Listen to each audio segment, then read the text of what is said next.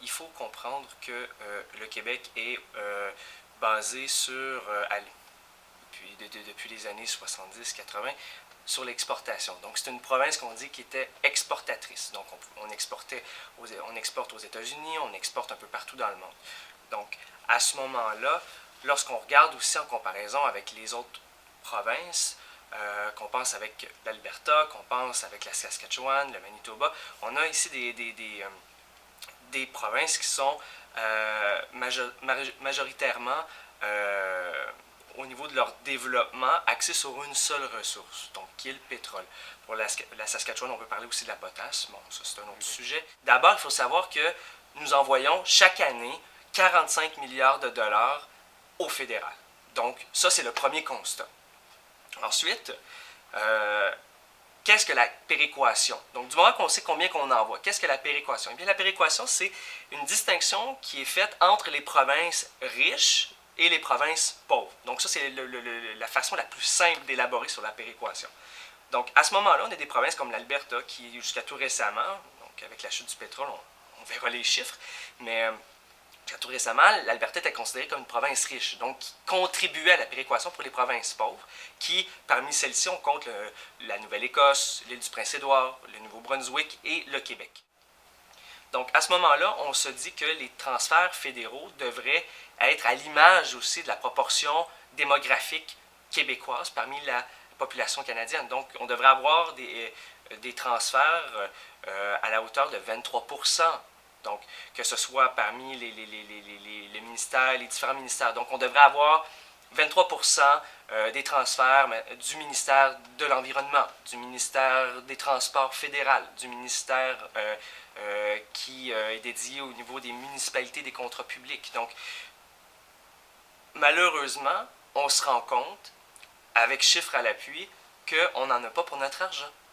Donc, cet auteur, Stéphane Gobeil, fait la démonstration qu'on a pour 2 milliards de différence en moins, même avec la péréquation. Donc, le Québec perd au change 2 milliards de dollars par année depuis 2010 en restant dans le Canada.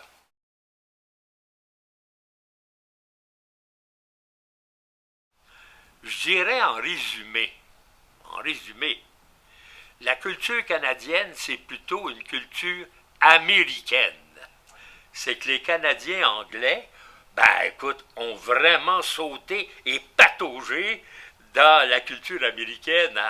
C'est épouvantable. On voyage au Canada et on s'aperçoit, on ne voit pas la différence pratiquement. On pense aux téléréalités que les Canadiens anglais écoutent, ou qu'on pense aussi aux groupes musicaux que les Canadiens écoutent, ou même au cinéma. Donc, oui, il y a un cinéma canadien, il y a des auteurs canadiens, il y a des groupes de musique canadiens. Certes, par contre, ce qu'on note, c'est que les Canadiens anglais sont majoritairement aussi axés sur la culture américaine. Donc, qu'on le veuille ou qu'on ne le veuille pas, notre voisin, qui est la superpuissance mondiale, a un pouvoir culturel qui est assez impressionnant. Seulement depuis la Confédération, bien sûr. C'est très différent, le Québec, des autres provinces. D'abord, par la langue. La langue, c'est important. Hein? C'est l'outil par lequel toute la culture voyage. Alors, la langue, et nous autres, on parle le français. Ailleurs, on parle l'anglais en majorité. On peut parler aussi de certaines communautés francophones à travers le Canada dans différentes provinces. Mais on s'entend que ces communautés francophones sont largement minoritaires, davantage minoritaires que la communauté anglophone du Québec. Donc, sur ce point-là, il y a une différence.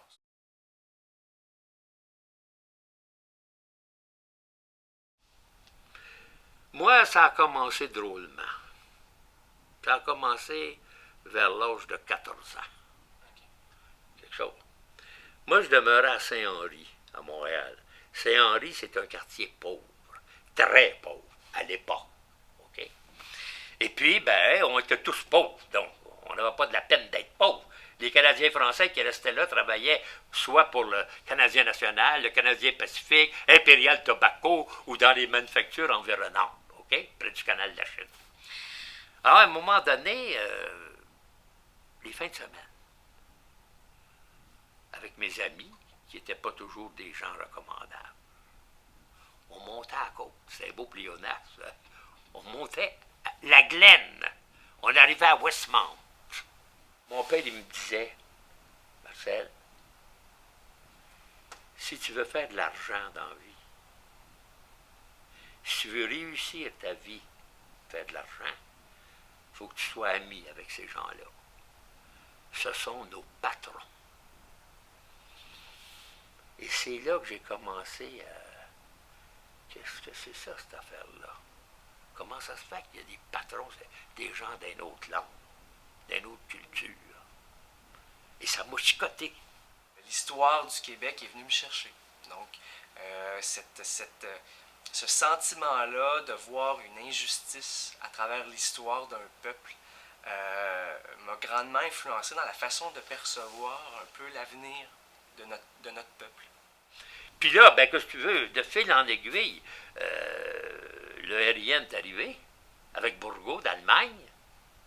Et puis moi, ben, qu'est-ce que tu veux, j'avais leur âge, à peu près.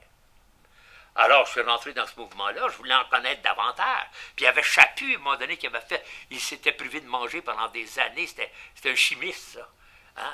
Parce que ce gars-là, il voulait qu'on parle français à Ottawa, puis tout ça. Il avait fait abstinence pendant certaines jours, pour que le monde comprenne pourquoi il faisait ça. L'aspect de porter une idée, donc en soi l'indépendance du Québec, pour moi, je crois que c'était la solution. Donc, de pouvoir contribuer à ma société en proposant, en influençant sur une idée, sur un projet d'avenir pour notre société. Donc, je crois que ce qui est venu me chercher à ce moment-là, c'est cette idée de la souveraineté du Québec.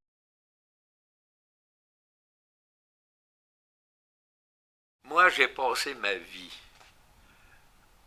à enseigner aux jeunes. Ma vie, 40 ans. Je sais qu'au fond de chacun, il y a une fierté naturelle qui se dégage. Je suis sûr de ça. Mais pour alimenter cette fierté-là, il faut arrêter de mettre les peurs. Il faut mettre les peurs de côté. Tu sais, si on fait l'indépendance, on ne serait plus amis avec les Américains. Ben voyons donc. Tu sais, des peurs comme ça. Dans mon temps, c'était pire. Si on fait l'indépendance, on va perdre nos oranges. On va perdre nos pensions de vieillesse. C'est sorte de conneries épouvantables. Mais encore, il y a une espèce de peur. Et moi, ce qui me choque beaucoup, c'est que pour avoir la fierté, il faut connaître son histoire. Je reviens toujours à ça. Un historien que j'affectionne particulièrement, Marcel Tessier, pour ne pas le nommer, disait il n'y a pas si longtemps qu'un peuple qui ne connaît pas son histoire, c'est un peuple qui ne se connaît pas.